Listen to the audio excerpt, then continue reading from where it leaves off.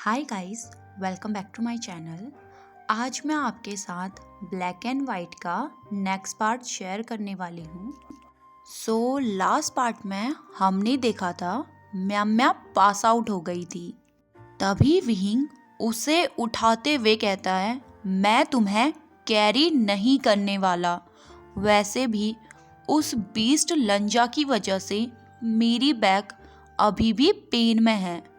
विहिंग ये सब कहे जा रहा था और म्याम्या को उठाए जा रहा था, पर अल्कोहल की वजह से म्याम्या अभी दूसरी दुनिया में पहुंच चुकी थी।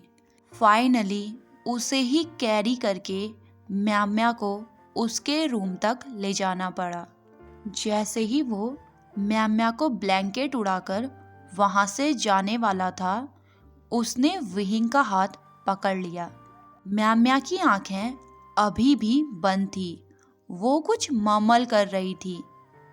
जब विहिंग उसकी बात सुनने के लिए थोड़ा क्लोज हुआ तो वो कह रही थी, मुझे डर लग रहा है, प्लीज़ मुझे अकेला मत छोड़ो। म्याम्या को ऐसे देखकर विहिंग को उसके लिए बुरा लग रहा था, इसलिए वो उसकी पास वाली बेंच पर बैठ गया। रात भर म्याम्या ने उसका हाथ पकड़ा हुआ था और वो पीसफुली सो रही थी।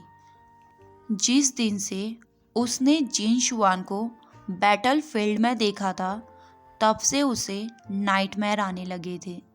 वो हमेशा जिन शुआन को दर्द में चिल्लाते हुए देखती थी, लेकिन आज वो पीसफुली सो रही थी बिना किसी नाइटमेयर के। उस रात को विहिंग जिंगशी नहीं जा पाया और दूसरी तरफ वांगजी था, जो जिंगशी में विहिंग को ना देखकर थोड़ा दुखी हो गया था। उसे लगा शायद विहिंग जियान चैंग के पास होगा और कुछ देर में आ जाएगा, इसलिए वो भी बात लेने के लिए चला गया। अब काफ़ी टाइम बीत चुका था। वो बात लेने के बाद अपने बेड में लेटा हुआ था, पर विहिंग अभी तक नहीं आया था। हमेशा विहिंग के आने तक वांगजी सो जाया करता था और जब सुबह वांगजी उठता तो विहिंग हमेशा उसकी बाहों में होता था। अब काफ़ी देर वेट करने के बाद फाइनली वांगजी भी सो गया। दूसरे दिन जब वांगजी उठा तो विहिंग उसके पास नहीं था। वो फैमिलियर सा वेट जो वो उठने के बाद अपने ऊपर महसूस करता था, आज वो गायब था। वो हमेशा से अकेला रहता आया है, लेकिन अकेलेपन का एहसास उसे आज महसूस हो रहा था। उसे महसूस हो रहा था कि कोई ऐसा जो आपके लिए सब कुछ हो, अगर वो आपके पास नहीं होता तो कैसा फील होता है। दूसरी तरफ विहिंग था, जो रात भर नहीं सो पाया।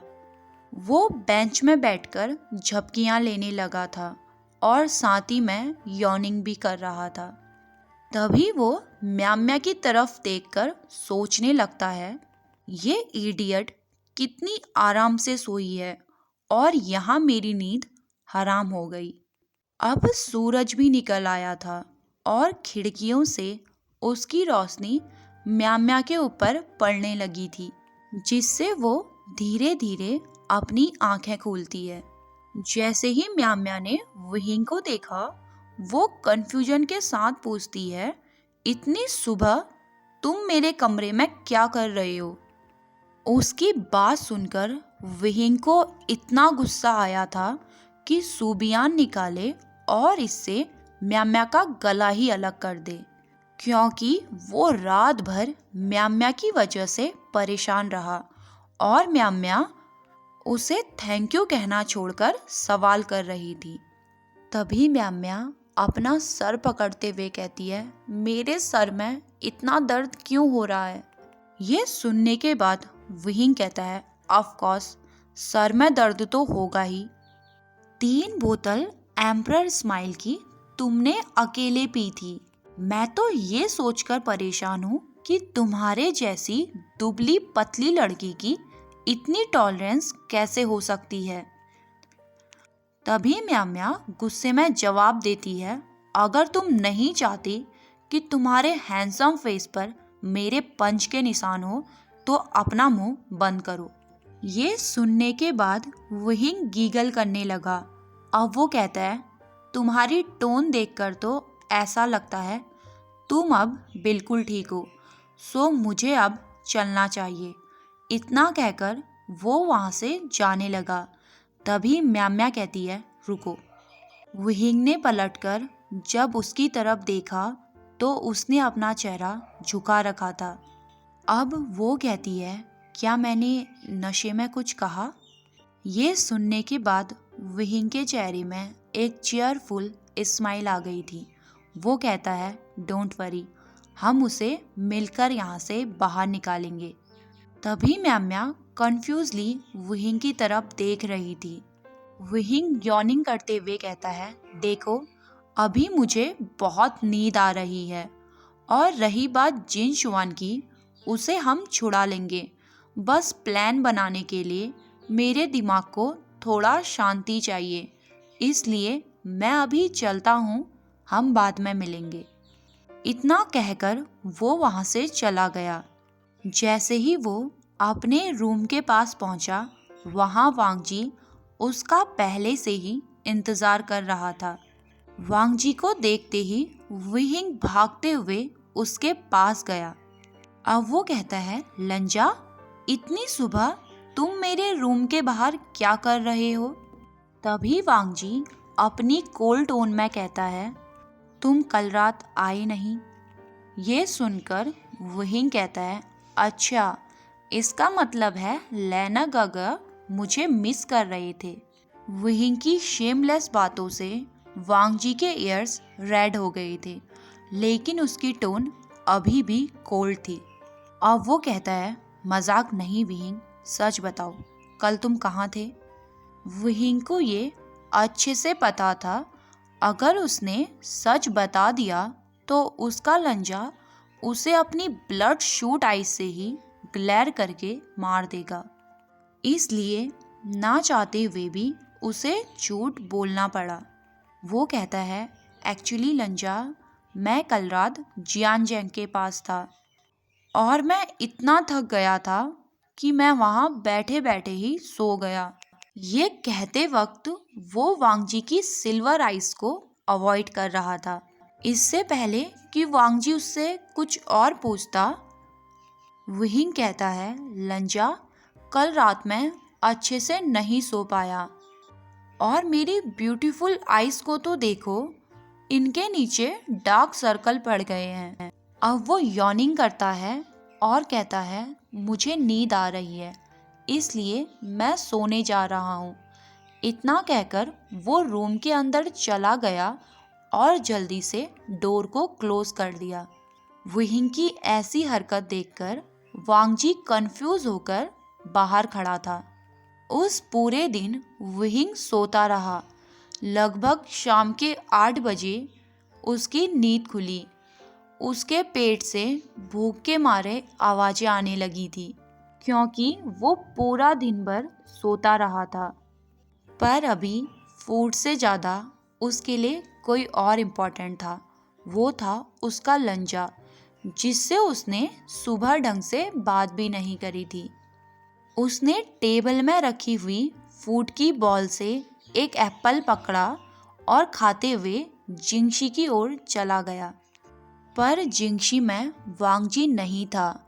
क्लाउड रेसेस में रात के 8 बजे के बाद बाहर निकलना फॉरबिटन था, सिवाय उन डिसिपल्स के जो नाइट पेट्रोलिंग में हो। तभी वो सोचने लगता है, क्या लंजा आज नाइट पेट्रोलिंग में है? आज वुहिंग जिंगशी में अकेला था और लंजा का इंतज़ार कर रहा था। काफ़ी देर इंतज़ार करने के बाद भी वांग जी नहीं आया।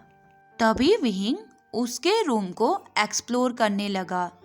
उसकी नज़र रूम के कॉर्नर पर बने एक बुक शेल्फ पर पड़ी, जिसमें कल्टीवेशन से रिलेटेड बुक रखी हुई थी। तभी उनमें से विहिंग एक बुक निकालता है जिसका ब्लू कवर था।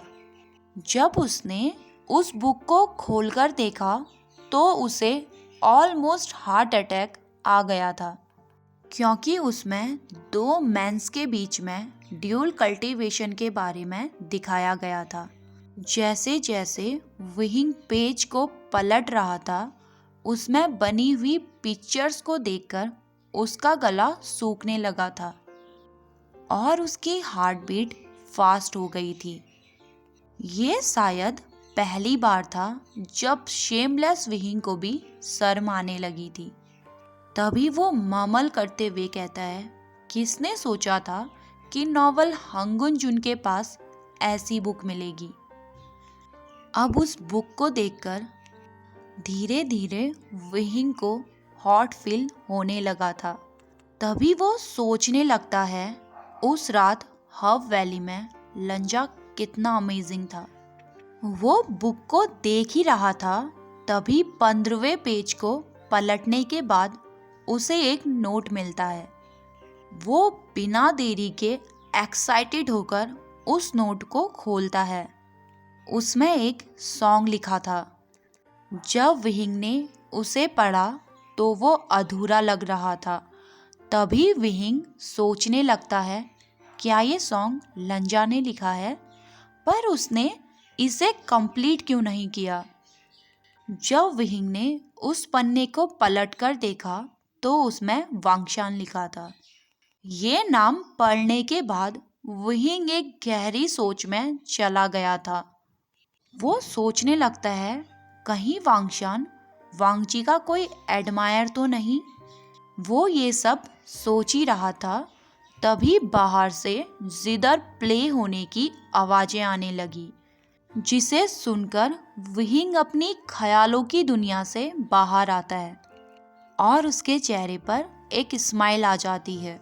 वांगजी अभी वो ही सॉन्ग प्ले कर रहा था जो उस नोट में लिखा था। विहिंग उस बुक को बुक शेल्फ में रख देता है और उस डायरेक्शन में आगे बढ़ने लगता है जहाँ से जिधर प्ले होने की आवाज़ आ रही थी।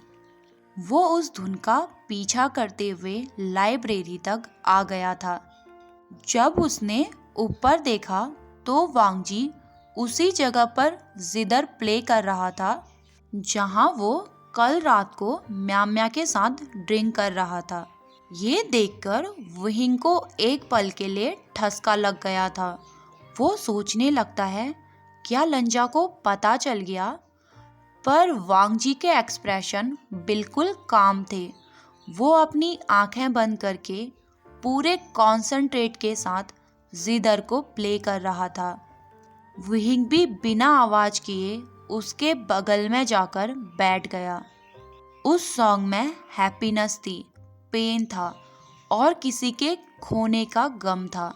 न जाने कितने इमोशन थे जो वांगजी ने उस एक सॉन्ग में डाल दिए थे। सॉन्ग के खत्म होने के बाद वांगजी विहिंग की तरफ देखता है।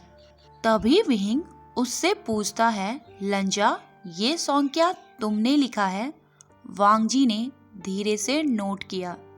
तभी विहिंग उसे कंफ्यूजन के साथ पूछता है, अगर ये सॉन्ग तुमने लिखा है तो वांगशान का मतलब क्या है?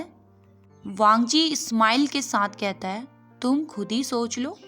विहिंग ने पाउड बनाया और कहा, लंजा तुम्हें तो पता है मेरी मेमोरी कितनी पुअर है, और अब तुम चाहते हो मैं इसमें भी अपनी मेमोरी खर्च करूं? प्लीज़ बता दो ना वांगशान का क्या मतलब है। लेकिन वांगजी उससे कहता है, खुद सोच लो, तुम्हें क्या लगता है?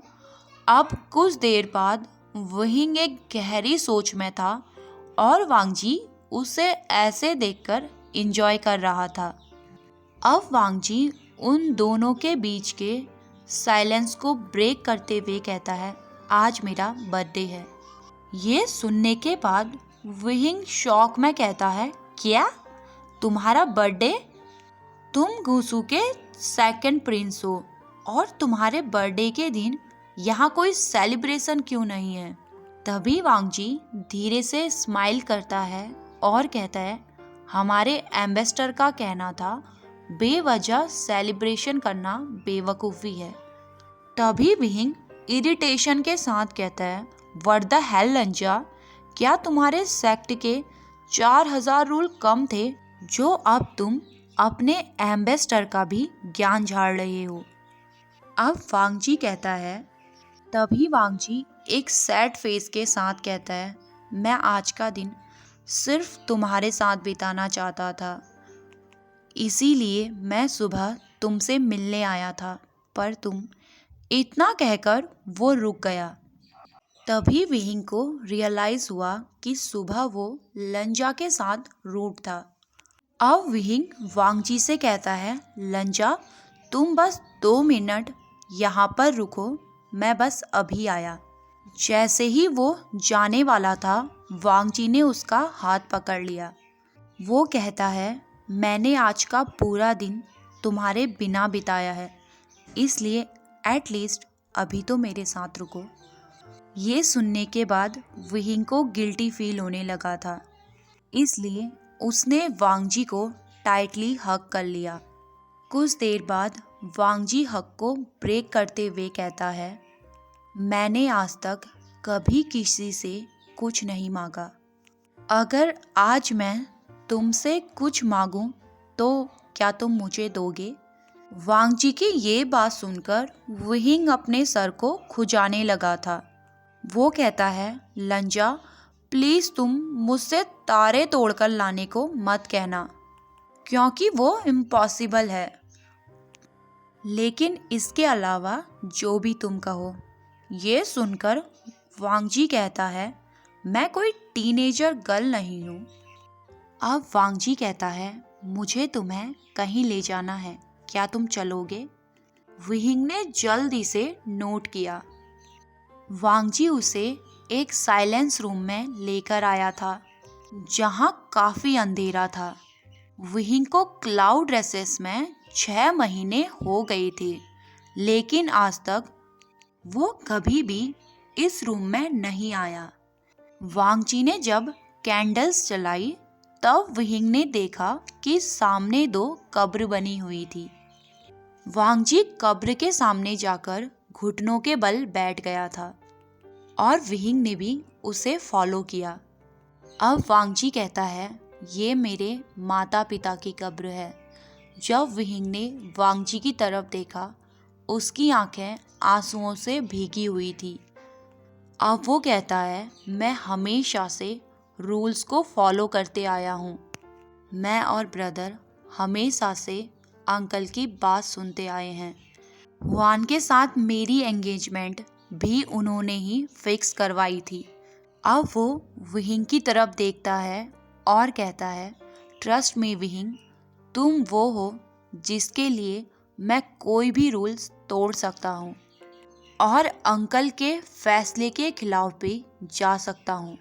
मुझे हमेशा से साइलेंस पसंद है, पर कल रात जब तुम जिंगशी में नहीं आए, मुझे वो अकेलापन खाए जा रहा था और उस पल मुझे एहसास हुआ कि मैं तुम्हारे बिना इनकम्प्लीट हूँ।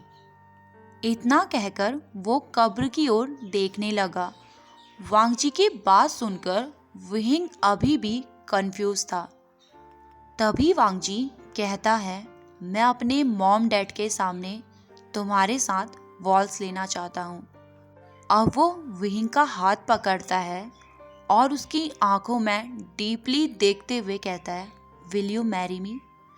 ये सुनने के बाद विहिंग को ठसका लग गया था। वो सदमे से निकलकर कुछ कह पाता इससे पहले ही वांगजी उससे कहता है, बिलीव मी विहिंग, मैं एक अच्छा हस्बैंड बनूंगा। ये कहकर वो अपनी पपी आईज से विहिंग की आंखों में देखने लगा। विहिंग ने वांगजी के साथ एक ग्रैंड वेडिंग सोची थी, जिसे पूरी दुनिया याद रखे। वो चाहता था कि लंजा पूरी दुनिया के सामने उसे कोट करे, पर वो वांगजी की होपफुल आइज को मना नहीं कर पाया, जो बेसब्री से उसके आंसर का इंतज़ार कर रही थी। तभी विहिंग धीरे से नोट करता है, जिसे देखकर वांग जी के चेहरे पर एक चीयरफुल स्माइल आ गई थी, जो आज से पहले शायद ही विहिंग ने देखी हो। ट्रेडिशन के हिसाब से उन्हें 3 वॉल्स लेने थे। पहला हेवन और अर्थ के सामने, दूसरा अपने माता पिता के सामने और तीसरा एक दूसरे के सामने। उन दोनों ने ऐसा ही किया। वांग जी जानता था जो वो अभी कर रहा है उसके लिए उसे कड़ी पनिशमेंट मिलेगी और हो सकता है उसे गुस्सू से भी निकाल दिया जाए, पर अब उसे इस बात से कोई फर्क नहीं पड़ता, क्योंकि अब उसके पास विहिंग है, उसका सोलमेट, जिसके साथ वो अपनी ये जिंदगी और आने वाली सारी जिंदगी बिताना चाहता है। जैसे ही उनके 3 वॉल्स कंप्लीट हुए, विहिंग पाउट बनाते हुए कहता है, लंजा, इसका मतलब अब हम हस्बैंड हैं। तभी वांग जी उसे करेक्ट करते हुए कहता है, हम दोनों हस्बैंड एंड वाइफ हैं। ये कहकर उसने एक नॉटी स्माइल करी। विहिंग कुछ समझ पाता तब तक वांग जी ने उसे ब्राइडल स्टाइल में उठा लिया था। वांग जी के सडन एक्शन से विहिंग शाई फील करने लगा था। वो धीरे से कहता है, लंजा, तुम ये क्या कर रहे हो? तभी वांग जी थोड़ा झुककर उसके लिप्स में पैक करता है और एक नॉटी वे में कहता है, आज हमारी वेडिंग नाइट है विहिंग। वांग जी की ये स्माइल देखकर विहिंग का चेहरा टेरिबल हो गया था। उसने डरते हुए कहा, नहीं लंजा, मेरी बैक में अभी तक पेन है। विहिंग के प्रोटेस्ट को इग्नोर करके वांग जी उसे जिंगशी ले गया। वांग जी ने लात मारकर जिंगसी का दरवाजा खोला और अंदर जाने से पहले फिर से उसे बंद कर दिया। उसने विहिंग को जेंटली बेड पर लेटा दिया था। इससे पहले विहिंग कुछ कह पाता, वांग जी उसके ऊपर आ गया था। उसने अपनी नीज को विहिंग की थाइस के बीच में रख दिया था। अब वो दोनों किस करने लगे। उनका किस बहुत हॉट था। वांग जी अपने हाथ को विहिंग की बॉडी में फहरा रहा था, जिससे विहिंग को बहुत अच्छा फील हो रहा था और वो मॉर्निंग करने लगा। विहिंग की मॉर्निंग सुनकर वांग जी को और भी ज़्यादा हॉट फील हो रहा था। अब वो विहिंग के धीरे धीरे करके सारे कपड़े उतार देता है एंड विहिंग ने भी ऐसा ही किया। अब वांग जी विहिंग की पूरी बॉडी में किस करने लगा था, उसके फेस में, चिन में एंड उसकी नेक में। अब वांग जी किस करते हुए उसके बेली बटन तक आ गया था, जो विहिंग का सेंसिटिव पॉइंट है, जिससे विहिंग और जोर से मॉर्निंग करने लगा। ओके गाइस, मुझे लगता है किसी की वेडिंग नाइट में उनके रूम में झांकना अच्छी बात नहीं है एंड हम तो अच्छे लोग हैं ना। सो अब हमें उन्हें अकेला छोड़ देना चाहिए एंड अपनी इमेजिनेशन का यूज़ करना चाहिए। ओके गाइस, आज का पार्ट आपको कैसा लगा प्लीज़ मुझे कमेंट बॉक्स में ज़रूर बताना। मैं आपके कमेंट्स का इंतज़ार कर रही हूँ एंड मिलते हैं हमारी नेक्स्ट वीडियो में। तब तक के लिए टाटा बाय बाय एंड खुश रहिए।